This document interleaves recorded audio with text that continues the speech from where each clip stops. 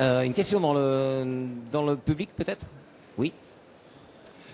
Oui, peut-être une question pour monsieur l'agriculteur. Comment les agriculteurs pourraient-ils se battre pour que soit maintenue finalement une sorte de préférence communautaire, pour qu'on puisse consommer ici, en France, en Europe, les produits cultivés et récoltés ici, en France et en Europe?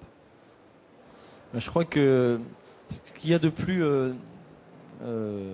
embêtant pour l'agriculteur, c'est que quand quelqu'un effectue un travail, il est payé pour son travail. Or, aujourd'hui, l'agriculteur, il travaille, mais en fait, il n'est pas récompensé pour tout ce qu'il fait. On travaille 24 heures sur 24, 7 jours sur 7, des investissements qui sont lourds, et donc on a, quand on fait un investissement sur un bâtiment de 1000 mètres carrés pour élever nos cailles ou de la dinde ou du poulet, c'est tout de suite 300 000 euros. Et en retour, on n'a pas forcément le retour sur investissement. Gagner 800 euros pendant 12 ans quand vous avez investi 300 000 euros, 7 jours sur 7, 24 heures sur 24, je ne sais pas s'il y en a beaucoup qui seraient prêts à le faire. Donc c'est pour ça qu'aussi on a des problèmes justement à trouver. Nous on recherche des éleveurs en salariés, un éleveur, et on n'en trouve pas parce que c'est pas un métier qui attire. 800 euros pour investir un investissement de 300 000 euros, bon, faut être fou quoi. Aujourd'hui agriculteur, faut aimer son métier pour y aller. Et il n'y a rien de plus humiliant que pour vivre, il faut aller chercher des subventions. On devrait vivre de notre travail, donc que le consommateur paye le juste prix. Mais à côté de ça, on a des coûts de production, l'énergie qui augmente, l'aliment par rapport à un an et par rapport à il y a un an, on est à 20% au-dessus de notre coût de revient. Et notre produit, il n'a pas augmenté d'autant. Donc on resserre nos marges et à force de resserrer les marges, on arrive à ce qui se passe aujourd'hui où dans le porc, c'est la crise. Même si c'est vrai, l'agriculture, il y a toujours des crises, ça tourne. Une fois que c'est le lapin, après c'est le porc et après c'est la volaille. On a vécu en... Et alors, la grippe aviaire, justement, quel impact ça a eu sur vos ventes et votre activité? Nous, la grippe aviaire, ça a été quelque chose de catastrophique. C'est-à-dire que du jour au lendemain, il y a eu une psychose de grippe aviaire parce qu'il n'y a pas eu de cas. Il y a eu quelques cas en France, mais on a tellement parlé. Et là, peut-être les médias, ils sont un petit peu pour beaucoup. On a grossi les choses. Et on a eu une psychose qui fait que du jour au lendemain, le consommateur a arrêté de manger de la volaille. Donc, moins 40% de vente du jour au lendemain. C'est clair que on n'a pas été bien. Et donc, on a souffert. En plus, nous, on avait investi l'année d'avant. Donc, ça a été très dur. Et bon, heureusement que là, les pouvoirs publics nous ont aidés. Même s'il faut monter des dossiers qui parfois sont compliqués. Donc là, on a fait appel à la Chambre d'agriculture pour nous aider. Mais si on n'avait pas eu ces aides-là, c'est sûr que on était mort, quoi. Donc nous, notre métier d'abatteur fait qu'on on était à peu près une vingtaine de personnes. Bon, c'était une ferme et abattage qui allait fermer avec tout la casse sociale derrière, quoi. Une autre question dans le public.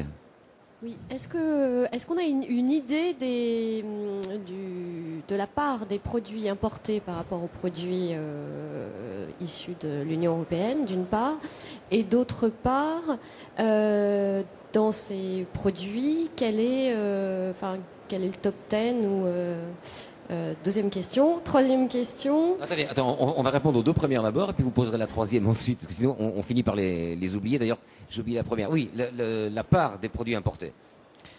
J'ai pas la réponse précise. Ce qu'on peut dire, c'est que la France exporte plus qu'elle n'importe de produits alimentaires. L'Union européenne, à 27, elle, par contre, importe davantage qu'elle exporte. Elle exporte pour 80 milliards de dollars et elle importe pour 96 milliards de dollars, ou un peu moins de 100 milliards de dollars. Alors, sur les catégories de produits que l'on importe surtout, je les ai cités tout à l'heure, ce sont les produits de la pêche, la viande ovine, la volaille, et puis bien sûr les produits qui sont produits dans d'autres pays en contre-saison, par exemple. Si on veut avoir des fruits, certains légumes tout le temps, tout au long de l'année, eh bien forcément on est bien contraint de les importer. Oui. Alors on rappelle aussi que la trace écologique de l'importation, elle est forte. Ouais. Ça aussi, c'est quand on dit aux gens achetez des fruits de saison, sinon si vous achetez des fruits qui viennent d'un autre continent, la trace écologique est forte. Ça, c'est oui, un mais argument ça, je pense que c'est une hein. prise de conscience qui est à venir. Hein. Ouais. Là, on est aux prémices. Bien sûr. Donc, je ne sais pas quelle traduction ça aura concrètement. Est-ce que les gens vont admettre de renoncer à consommer toute l'année certains fruits exotiques? Ça, c'est la question qu'il faut leur poser. Je voulais revenir un instant sur la préférence Oui, et communautaire. Madame posera sa troisième Tout à question l'heure, quand même. ça, c'est tout l'enjeu des discussions au niveau de l'OMC, hein, qui ont échoué parce que la position française, la position européenne était justement d'avoir une négociation équilibrée, et en tout cas pas au détriment des agriculteurs ou des éleveurs européens. Et c'est aussi l'affaire des consommateurs, la préférence communautaire. Parce que c'est quoi, au bout du compte? Ce sont des conditions de production qui sont réclamées, qui sont préférées par les consommateurs français et européens. Et donc il y a un travail de communication à faire sur le fait, peut-être non pas d'identifier tant le produit importé, mais d'identifier le produit made in France ou Europe, vous voyez. Et puis bien sûr ça a un coût, donc il faut aussi que le consommateur assume certains paradoxes. Si on veut plus de qualité, il faut être prêt à en donner le prix. Alors évidemment ça renvoie au débat actuel du pouvoir d'achat qui n'est pas non plus très en faveur de ce que je viens de dire, mais voilà, c'est ça aussi la préférence communautaire, c'est je l'ai préféré donc je l'achète. Oui.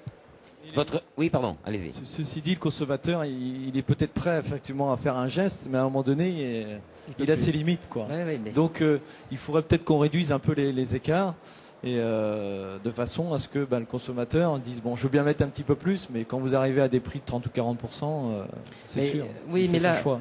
Là, je vous prends au mot. Est-ce que vous êtes le débat sur les farines animales, par exemple, hein, l'ESB, qui est la crise de la vache folle, ça fait plus de 10 ans.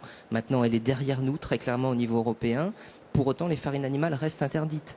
Est-ce que vous pensez que les consommateurs qui nous écoutent sont prêts à admettre la réintroduction des farines animales dans les rations alimentaires des animaux? Je n'en suis pas sûr, même si du point de vue sanitaire, strictement sanitaire, il n'y a pas de risque. Donc là, vous voyez, il y a des considérations éthiques, la préférence communautaire, les facteurs que l'on juge, nous, légitimes pour la production qui entre en ligne de compte. Vous me faites penser à quelque chose dans le risque. Le lait frelaté chinois. On en a trouvé des traces dans des bonbons importés. Oui. Hein, qu'est-ce qu'on répond à ça? Ça ne devrait pas arriver, ça ne devrait pas passer à travers les gouttes. Alors donc l'importation on avait une réponse potentiellement dangereuse, la preuve. Non, alors on avait une réponse immédiate, c'est que les produits qui ont rendu malades les bébés chinois, malheureusement, étaient interdits d'importation en Europe. Oui. Hein.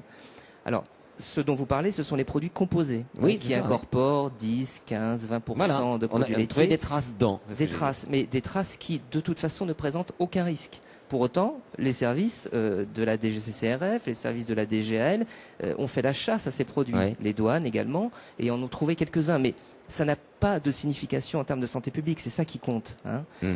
Et puis, sur le cas chinois, c'est un scandale absolu, c'est une fraude.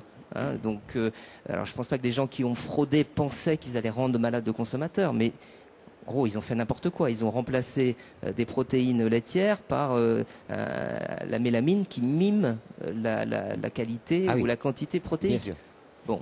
On va terminer l'émission. Il reste 30 secondes, hein, pas plus, avec vous, Diego Garcia. Je voudrais vous poser une question. Est-ce que la diabolisation, la peur de l'importation, elle est due à un déficit d'explication? Est-ce que c'est parce qu'on ne l'explique pas assez? Non, je pense pas. C'est vrai qu'il y a des dangers, je dirais, à l'importation, qu'on peut avoir des dangers à la production interne. Hein. La vache folle était à l'intérieur. Donc il faut être toujours attentif. Je pense que le bon réflexe, c'est d'être toujours attentif et de ne pas croire que les choses sont faciles. Très bien, merci. Mais ce sera le mot de la fin, là, comme une espèce de morale à l'histoire. Voilà, merci encore une fois de votre attention et à bientôt sur le plateau de Terre d'Info, bien sûr. Au revoir, merci.